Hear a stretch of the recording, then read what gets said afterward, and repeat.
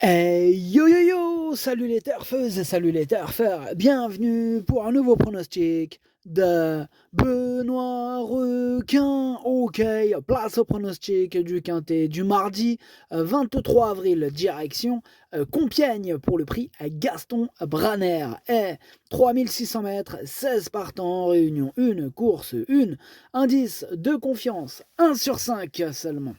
Petit retour sur le quintet du lundi 22 avril. Ah, il y a eu du trouble fait à l'arrivée. Ok, c'est parti, on commence le pronostic et on commence avec le numéro 1.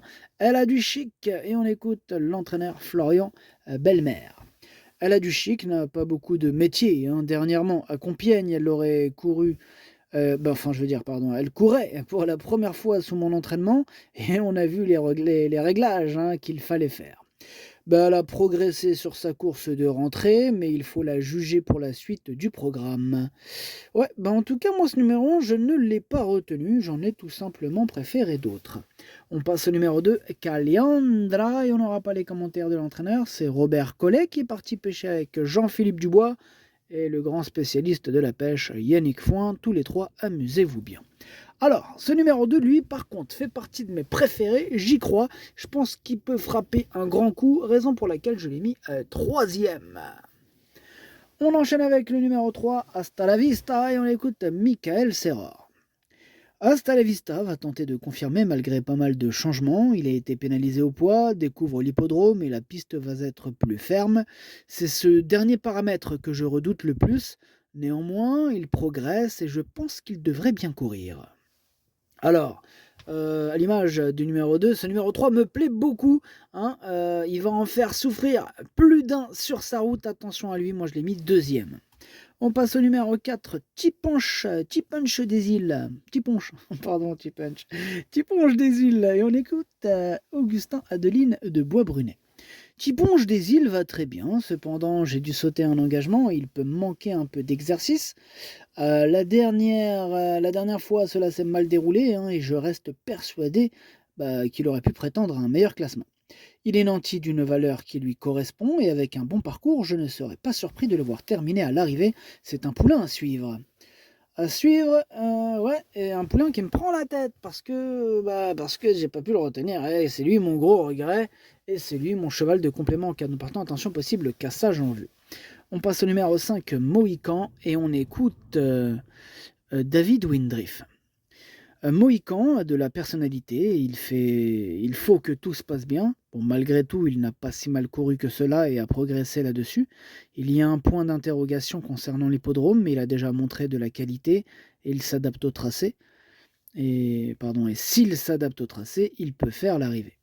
En espérant qu'il s'adapte au tracé, parce que moi, il me plaît bien ce numéro 5, et je l'ai mis assez haut, je l'ai mis quatrième. On passe au numéro 6, Quelle Story, et on écoute Hugo Merienne. Quelle Story a effectué une très bonne rentrée dernièrement à Auteuil, où je craignais pourtant le terrain lourd. Là, il trouvera un terrain à sa convenance mardi, et j'espère le voir confirmer sa récente tentative. Moi je pense qu'il peut même l'emporter, c'est la raison pour laquelle je l'ai carrément mis en tête, c'est mon préféré, ce numéro 6. On passe au numéro 7, Blissimo, et on écoute Noël Georges.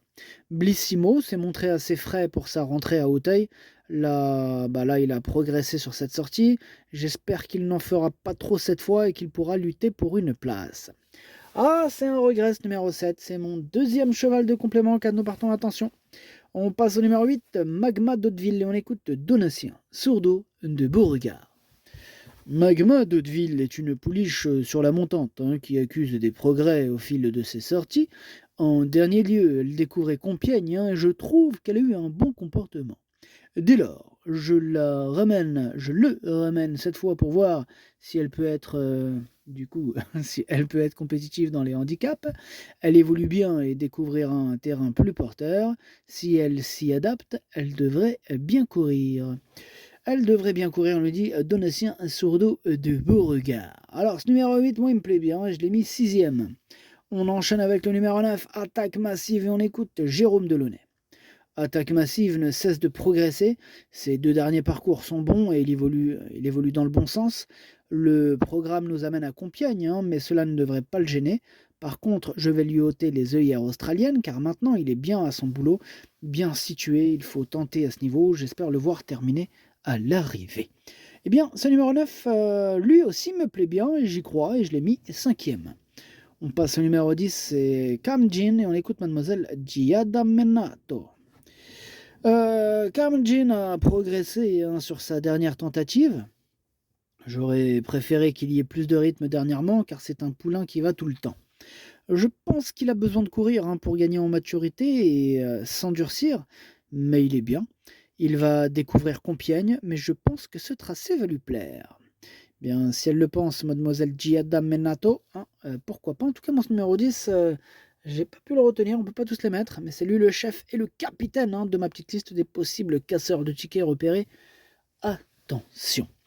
On enchaîne avec le numéro 11, Magic Flight. On n'aura pas les commentaires de l'entraîneur, toujours le même, Jean-Philippe Dubois, avec ses amis, amuse-toi bien. C'est numéro 11, lui non plus je l'ai pas retenu, il est à l'arrière de ma petite liste des possibles troubles faits.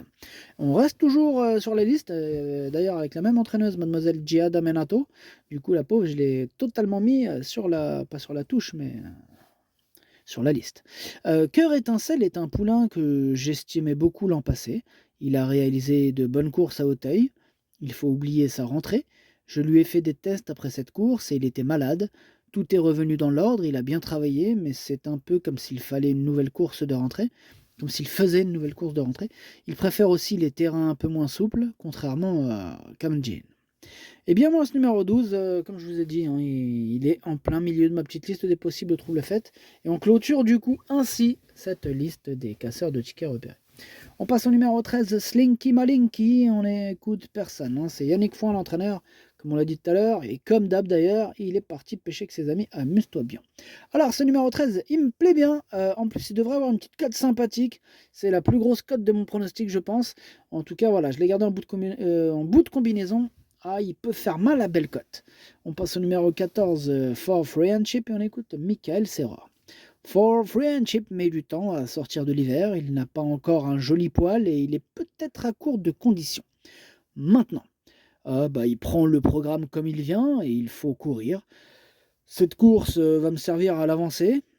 Son comportement me guidera pour la suite. Le fait d'être dans le quintet ne m'inquiète pas car il a un petit physique et portera moins de poids. Une petite place me satisferait. Passe numéro 14, pour ma part, je ne l'ai pas retenu. On enchaîne avec le numéro le numéro 15, Casius du Granit. Et on écoute Erwan Graal. Casius du Granit est un poulain que j'ai toujours bien aimé. Maintenant, il a besoin d'apprendre encore et de s'endurcir. Je lui ai laissé du temps. Il devrait bien courir. Je n'ai pas la prétention de dire qu'il va jouer les premiers rôles, mais le voir terminer à l'arrivée ne serait pas une surprise. Il a tout l'avenir devant lui. Moi, il me plaît beaucoup ce numéro 15, même si vous me direz pourquoi je l'ai retenu en toute fin de combinaison, s'il te plaît tant. Parce que j'en vois d'autres devant, tout simplement. Mais il me plaît quand même beaucoup ce numéro 15 et il a vraiment à suivre pour l'avenir. Et voilà, moi je l'ai gardé en toute fin de combinaison et il devrait en plus avoir une petite cote sympathique, attention à lui.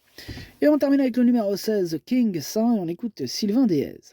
King Saint aurait été mieux situé en deuxième épreuve avec une décharge. Cela aurait été avant le coup plus facile. De plus, il manque d'expérience. Maintenant, il n'est pas dénué de moyens et mérite que l'on garde un œil sur lui pour l'avenir. Moi je garderai un œil sur lui, mais effectivement, comme il l'a dit Sylvain, plutôt pour l'avenir. Là, du coup, pour cette fois-ci, je ne l'ai pas retenu.